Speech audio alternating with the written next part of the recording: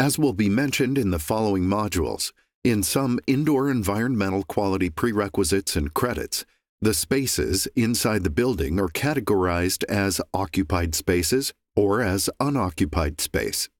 Furthermore, occupied spaces are further categorized as regularly occupied spaces or as non-regularly occupied spaces.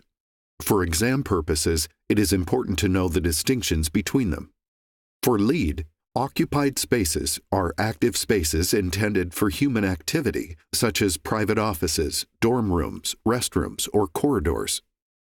Unoccupied spaces are inactive spaces that are occupied occasionally for short periods of time, such as the emergency exit corridor, mechanical rooms, or electrical rooms.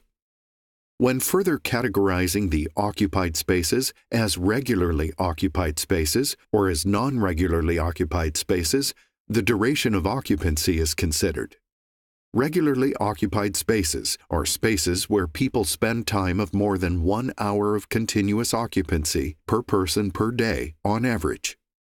If a space is not used daily, but people spend more than 1 hour when using that space, it should still be considered regularly occupied space.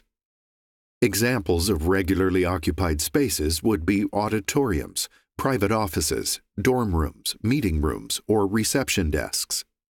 Non-regularly occupied spaces are types of spaces that do not meet the definition of the regularly occupied spaces. Examples of non-regularly occupied spaces would be corridors, locker rooms, or stairways. In some credits, occupied spaces will also need to be categorized as individual occupant spaces or as shared multi-occupant spaces based on the number of occupants using the space and their activities. An individual occupant space is a type of space where a person performs distinct tasks such as the private office, reception desk, or hotel guest room. On the other hand, the shared multi-occupant space is a type of space where people pursue collaborative and overlapping tasks such as the gymnasium, classroom, meeting room, hotel lobby, or auditorium.